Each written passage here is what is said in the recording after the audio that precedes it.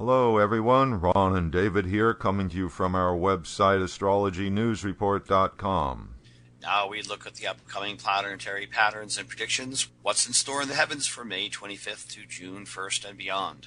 Venus is exactly conjunct Ketu on Monday, May 26th at 3 degrees Aries. Generally, the energies of Venus and Ketu are considered incompatible. Venus is the planet of love, relationship, and pleasure.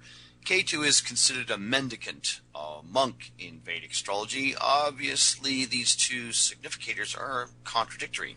The problem can manifest on many different fronts. With the idealism of Ketu, treaties and agreements are harder to come by. The financial sector could have a hiccup. The entertainment sector could see something unusual or unexpected. And love and romance has its ups and downs. But thankfully, Venus moves fairly rapidly through the zodiac, so by the end of the week, the danger zone is well passed by.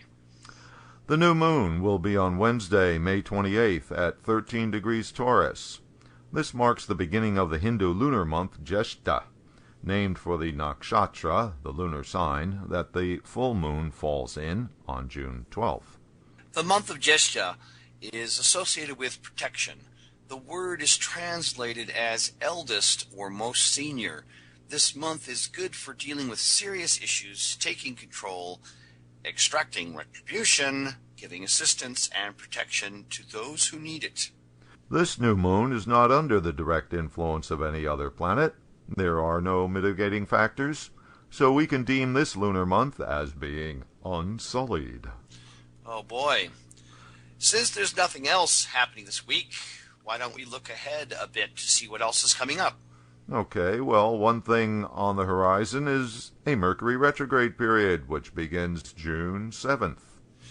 Yes, the old bugbear, Mercury retrograde, which tends to screw things up. Well, actually, this one coming up may not be so bad. Mercury will be in its own sign, Gemini, and accompanied by the great benefic, Jupiter, and not under any malefic influence. So, other than the usual annoyances of having the planet of communication backwards, this Mercury retrograde period is nothing to really worry about. Well, wait a minute, Ron. Mars will still be in Mercury's other sign, Virgo.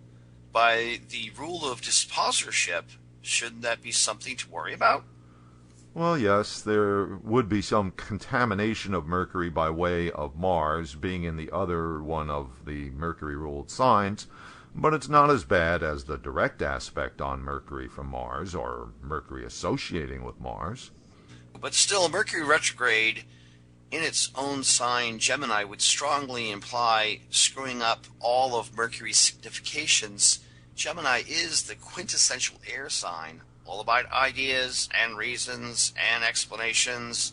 If its ruler Mercury is retrograde, this means that information, data, news, reasoning, and explanations would be wrong, at least initially. I guess that media reports would have to be taken with a grain of salt. Maybe a fistful of salt? That's a good point, David. So we'll have to keep a fistful of salt handy for the coming weeks. Thanks for visiting astrologynewsreport.com. Now on to segment 3 of this week's show.